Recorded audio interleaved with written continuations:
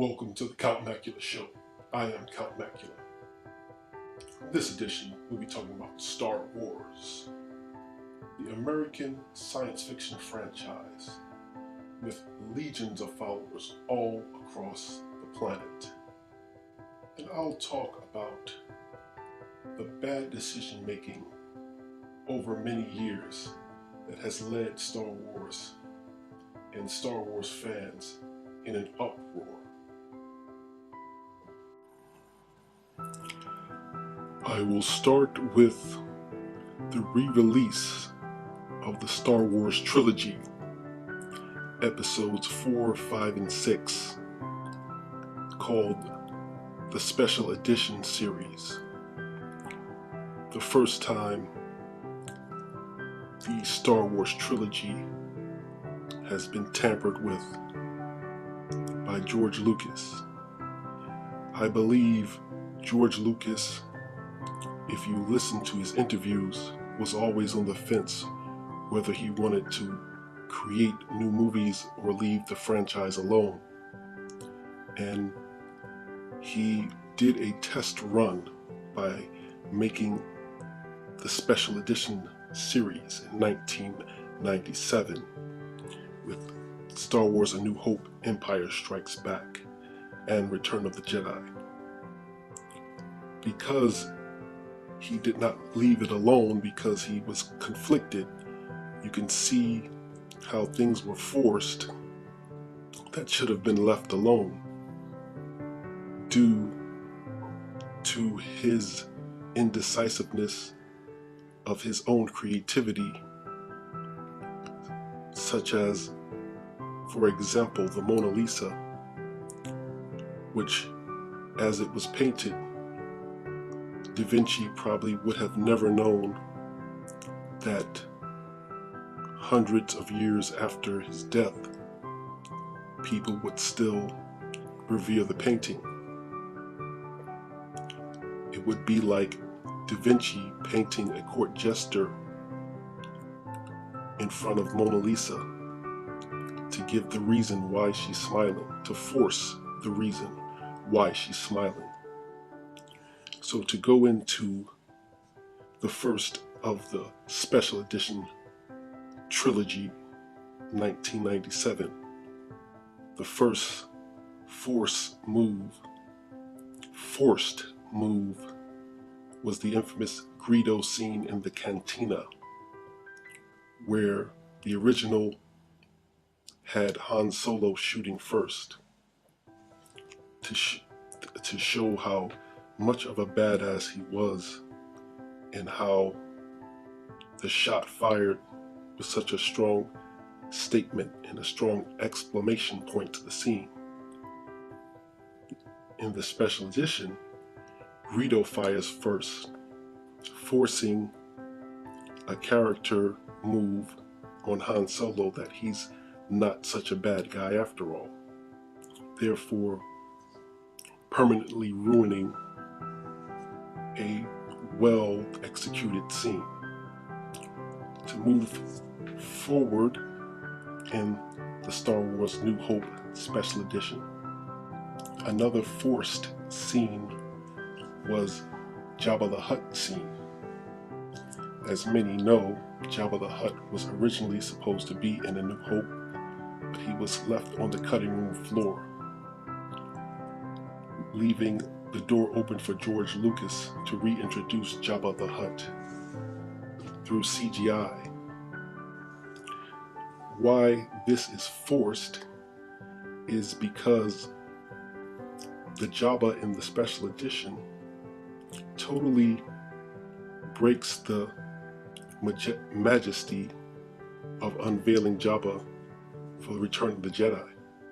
In my opinion, Jabba's scene, which starts out the movie, is one of the better aspects of Return of the Jedi. Return of the Jedi has a little drag time in the middle where the pacing kind of slows down the exposition, but the opening scene of Jabba the Hutt was very memorable, a very memorable character, very majestic, larger-than-life character. And to force him in the Special Edition ruins the his grand introduction in Return of the Jedi. To move along, I'll go on to the next installment of the special edition, which is The Empire Strikes Back. Now, surprisingly, through all that forced CGI we had to endure, tampering with great scenes in A New Hope, I believe out of all the three special edition versions, the three-part as far as New Hope, Empire Strikes Back, and Return of the Jedi special edition, which George Lucas made them the official edition, which of course is a big mistake, was a big mistake.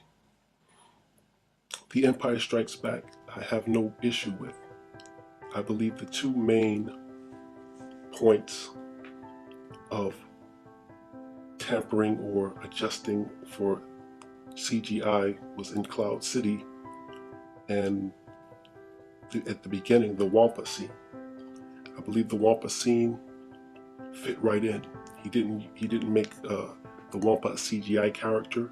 He left them in costume, and it looks like it fits right inside the movie. In the original, you just saw him as a hand and briefly as a figure. In the special edition, you get to see him sort of dwelling in the cave and a little bit more interaction time with Luke, and that seemed to fit in just right. It didn't seem out of place. In Cloud City had no view of the outdoors, no windows, no open spaces, and he opened it up. He opened up Cloud City. The one little thing, if I'm going to run it with a fine-tooth comb, is the Millennium Falcon in the special edition looked very CGI. It's sort of disjointed from the rest of the movie as Han Solo and Princess Leia are flying into Cloud City. It sticks out like a sore thumb. But those scenes are very small and inconsequential, so I'll give Empire Strikes Back a pass as far as there weren't many forced CGI scenes. Moving on to Return of the Jedi, you have the infamous Jabba's palace scene where you had Jabba's band playing the opening song to entertain him, his band that was there entertaining him. And in the special edition version, they replaced all the band members with CGI, ruining it, forcing something that did not need to be there. The band was more of a background band, and it created ambience. The special edition wanted you to literally be in the band's face and made them more prominent, which was unnecessary. Literally forcing you down one of these characters' throats, the lead singer character, who sort of reminds me of the Muppet Show drummer Animal. It was unnecessary and very forced. The other character of Cy Snoodles, the female lead singer, also became very cartoonish and very Muppet, Miss Piggy oriented type of vibe to it, and it totally takes you out of the illusion. Also, the ambience of Boba Fett, who was also in the cantina or the Jabba's palace scene in the original, they made him sort of flirt with some of the girls that were there, and that was forced. You did not need to have Boba Fett to try to humanize him in a sense. But the band was, if it was just Boba Fett doing that without the band, it wouldn't be as bad, but the band really set it up for that whole scene to go to waste in forcing something down your throat. that did not add to the scene at all. In fact, it took away from the original. To move forward with Return of the Jedi, further into the movie, towards the end, you had when the Emperor is torturing Luke with his lightning out of his hands. You hear in the original, Darth Vader has had no words. He just picked up the Emperor and threw him into the abyss of the Death Star. Where in the special edition, you hear him yelling no. And once again, this is forcing a feeling. We know he had already changed his mind about his son. He did not want to watch his son perish. So yelling no is forcing the feeling that, okay, he's upset about this, but we don't need it to be that direct or that specific. We understand. It's dumbing down the audience. So to go into the final scene of the Ewok celebration after the Death Star had been destroyed, in the original, you had the Ewoks had their own song titled Yeah But No. The special edition actually did another medley version of the song that was without the vocals from the Ewoks, which wasn't that horrible because he was trying to bridge the gap between the Return of the Jedi and the new prequels that were on the way by showing Coruscant and even having some Gungans and showing the Emperor statue being toppled. But the Yup Nup scene, once again, it felt more in line with the vibe of what the movie had. The movie was going where it should have been. The official version. You could have had the medley of the destruction of the Empire scenes and on Coruscant to be maybe a special edition, extra deleted scene version or extra scene version, not the official version. And the last but not least of the most forced scene was Hayden Christensen appearing as Darth Vader, replacing the actor Sebastian Shaw. This is forced because Hayden Christensen should not, if he was not in the movie Return of the Jedi, obviously he wasn't, then this totally breaks up the continuity by forcing Hayden Christensen to over-tie it together, which is the theme of the special editions. When George Lucas's mind, he wants to over-tie it together. He wants to force you to see the connection, and you don't have to force the whole beauty of telling a story, even on film or verbally, is you can fill in the blanks. You don't need to force someone to see that his Force Ghost looks like what Anakin looked like as a young man, where we can figure out he was a young man. But that was George Lucas's forcing way to tie everything together when that wasn't necessary. The movie's already tied together. You don't need to over-tie it together. So moving on to the prequels, what has been, as far as Phantom Menace, I don't think I can say any more that hasn't been said a million times. Probably out of the whole Star Wars franchise, the worst of the bunch. I think George Lucas had no idea about the magic of Star Wars being in its simplicity, rather than him overtelling the story or trying to get overly technical, from the CGI all the way down to the storytelling. Of course, the infamous Jar Jar Binks trying to market his character to children did not serve the story, rather than trying to serve and capitalize on a market, which the original spirit of Star Wars wasn't about that. The market came as a result of the power of the movie, not the other way around. So that Jar Jar Binks represented that this was all marketing, and when you put marketing, you lose the soul of what the spirit of the movie is.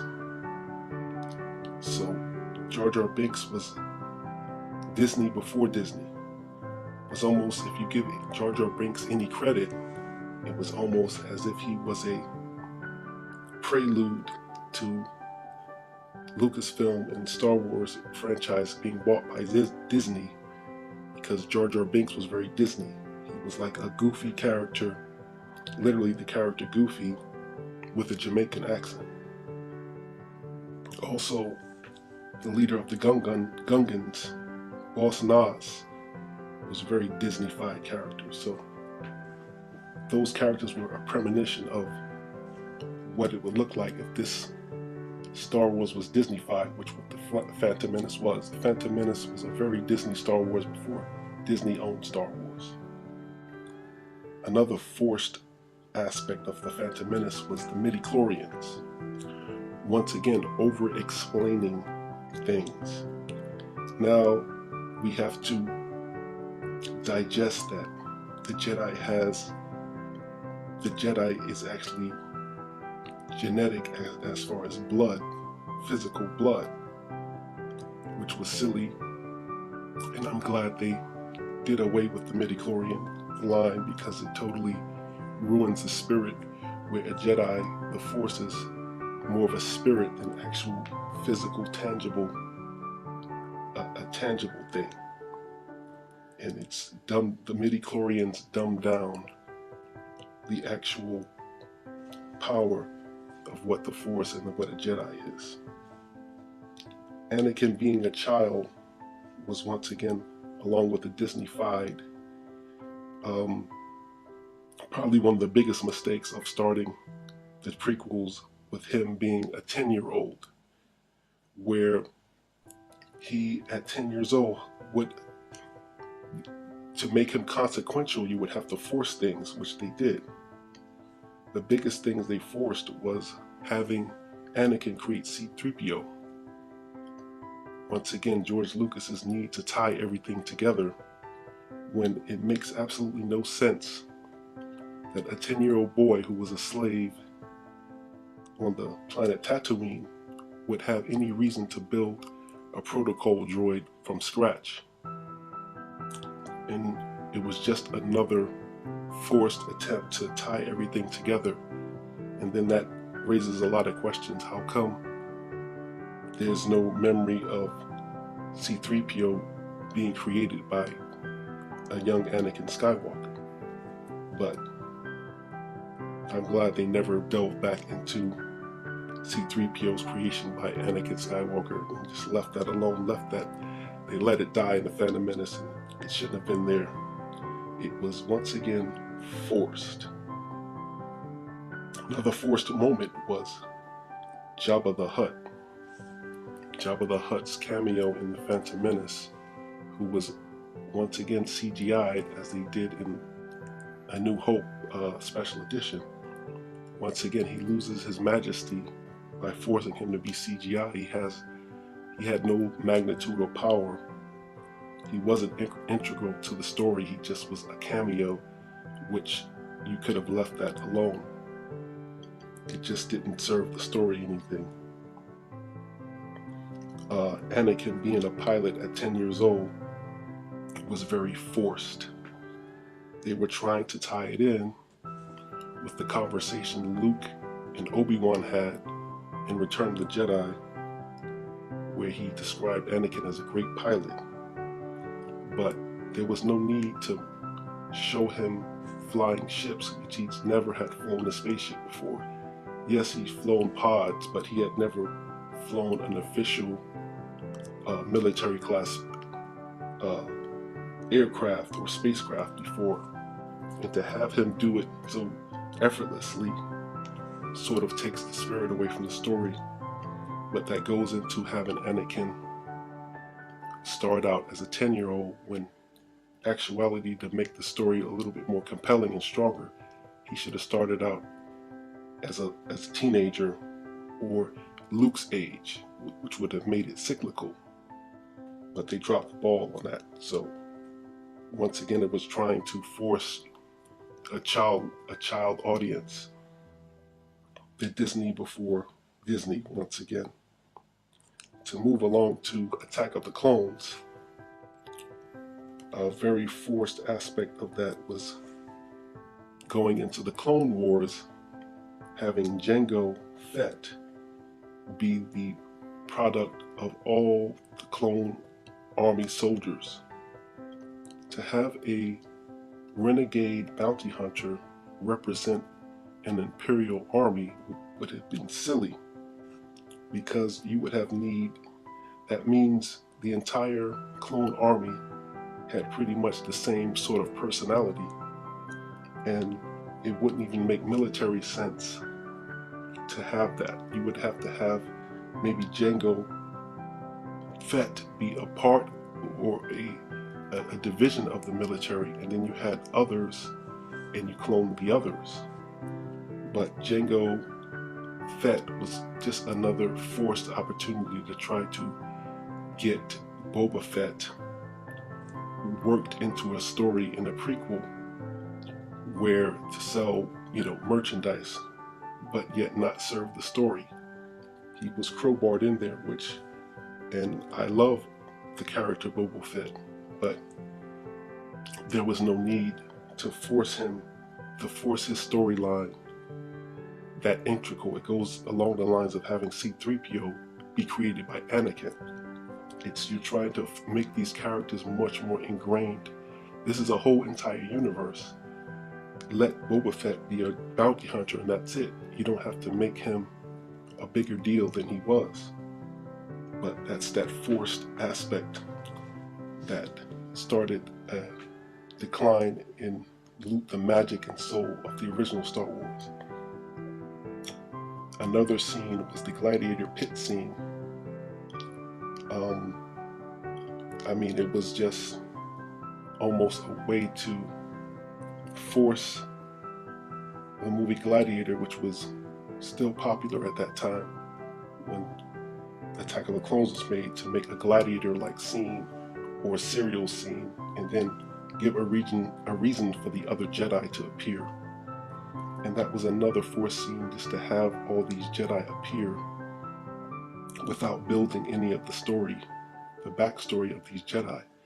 The time when you were learning about the Gungans, that could have been filled with learning about the Jedi. That void could have been switched. He could have gotten rid of the Gungan and Jar Jar Binks and made those somehow other Jedi. That way, when they came, there was much more passion in the scene. But when the Jedi appeared, we had no connection with them other than the comic books, but they tried to crowbar the comic books in there so you can get to know some of these Jedi. But but you would have to be a very heavy Star Wars super fan to really know all the backstory of these Jedi. But they were forced inside of this prequel trilogy when they're such an integral part of the Star Wars universe. They should have gotten much more respect than they did. To move forward to the next film, which was Revenge of the Sith, a very forced scene, I would say, once again, after bringing the Jedi up, when Mace Windu figures out that Anakin is on his way to see Palpatine, and Anakin revealed that Palpatine was a member of the dark side, and they dispatched 2 Jedi with him, Mace Windu and 2 other Jedi. It was so forced to have Palpatine be very agile with a lightsaber, him being an old man at that point.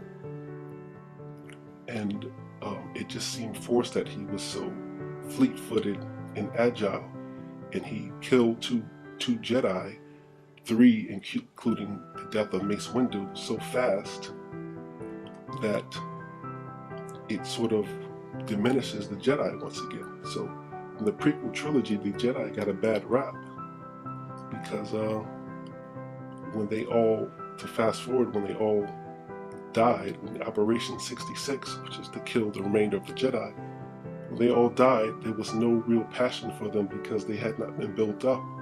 And we saw Palpatine just knock 2 of the Jedi out, 3 once again, including the death of Mace Windu, with ease, and it took away from the power that the Jedi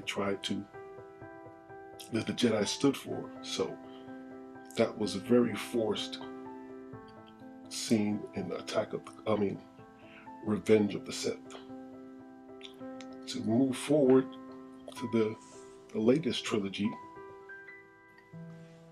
The Force Awakens, another forced moment was Kylo Ren taking his mask off so early in the film.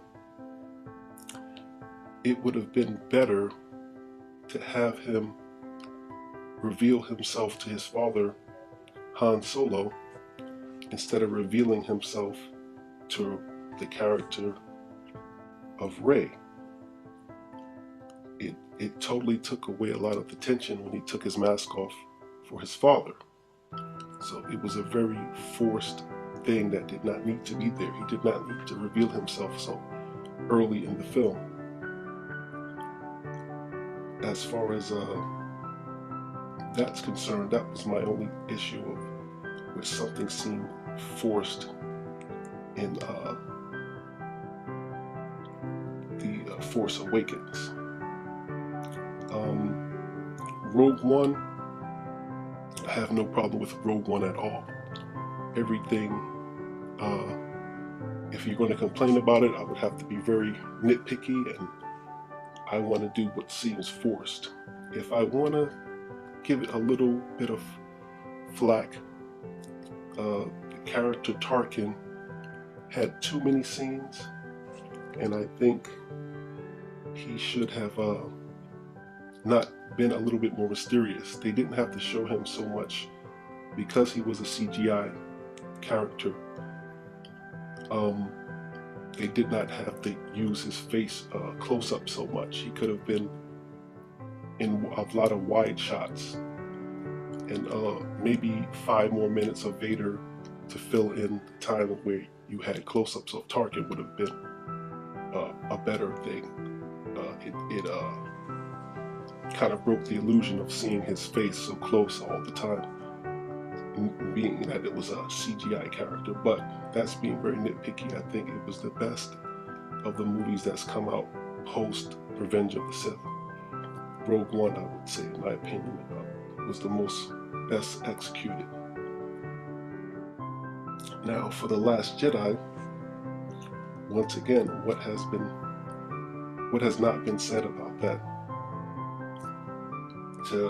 To have the ultimate build-up of Luke Skywalker not having any lines in The Force Awakens, and having his second coming after so many years of not playing this character, of revealing this character at the end, to have the movie start out with him throwing the lightsaber over his back, it totally, literally ruins The Force Awakens.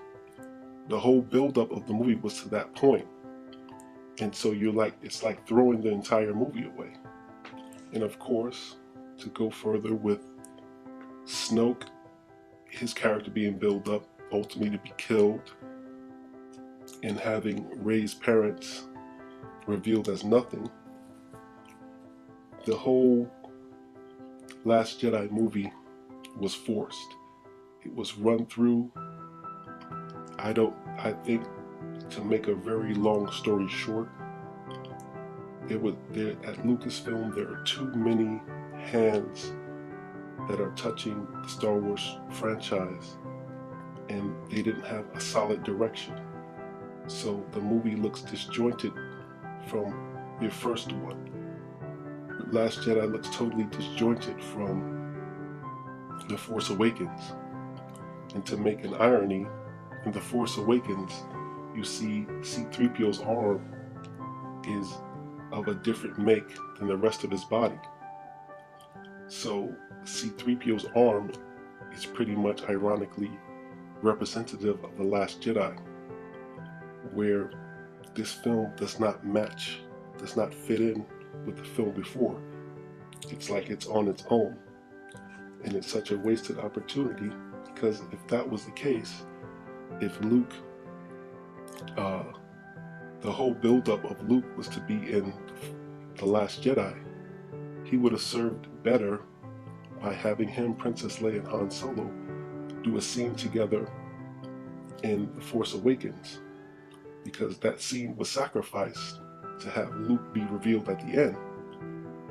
But The Last Jedi makes that scene a waste, therefore making the missed opportunity stick out 1,000 times over, that Han, Luke, and Leia will never appear together on screen at the same time. So that is the tragedy of The Last Jedi. But like I said, this has all been said before, and you can only hope Episode 9, he can recover some of the broken pieces that were made in The Last Jedi. As for the Solo movie, it wasn't a horrible film, but if The Last Jedi was an excellent movie and it turned out to be Luke's greatest moment, I think people would have went easier on Solo. But it's like the turbulence from The Last Jedi affected the Solo movie. The Solo movie was fine. It was what it was. It was just a side story. It kind of dragged for a little while, but I mean, it gave you the visuals were there. The visuals were there was nothing wrong with anything visual. It was just the story took a lot of time to pick up, and the movie could have been edited down to half an hour, less than what it was. It was over 2 hours. It could have been a 90-minute movie, and it would have probably played better. And I would have, in my personal opinion, I would have had Jabba the Hutt be this integral part of the story and have the original Jabba the Hutt look, as far as him being a big, gigantic, physical, practical creature made of rubber, rather than a CGI character. That would have been a better move. It had the Kessel Run tie in with Jabba the Hutt. But from what I hear, Jabba the Hutt, there are rumors that he may make an appearance in Episode 9. So hopefully he'll get his just due, as far as, since Return of the Jedi, his appearance in those 2 other movies made him CGI and lost the spirit of it, lost the soul. Lastly, in the Solo movie, having Darth Maul appear was great. That was a great little bright spot in a very kind of slow dragging movie. Once again, there was a forced scene as far as Darth Maul. I didn't think he had to ignite his lightsaber if he was just communicating with the female lead character. I think if you're going to bring him out in another movie, we can see whatever new lightsaber he constructed then. It kind of ruins it. You didn't need to see a lot of Darth Maul. Just him talking for a few moments would have been fine. He didn't need to ignite his lightsaber. but you know, that goes in line with what's going on with Star Wars. Everything has to be forced on you, where the magic of the movie is basically less is more. It always has been. Star Wars is a gigantic franchise and a gigantic universe. And if they know better, or if they want to fix things, they have to understand that you don't have to force the story. If you're going to keep cranking out movies, you have a lot of time to tell the story. Things don't have to be forced in your face, and you have to try to connect all the dots every single time. It actually insults the intelligence of the audience, and also it drags the story down, and it takes away from the spirit of the story. With that said, you cannot give up on Star Wars. Star Wars is the greatest science fiction franchise film in cinema history. And through all the good times and bad times, the very piss-poor calculations by many people, namely George Lucas and Rian Johnson, Star Wars is a powerful force that reflects the human spirit. And as long as the human spirit is alive, Star Wars will be alive in some form or another. This has been Count Macula with another Count Macula show. And one more thing. Last but not least, may the Force be with you.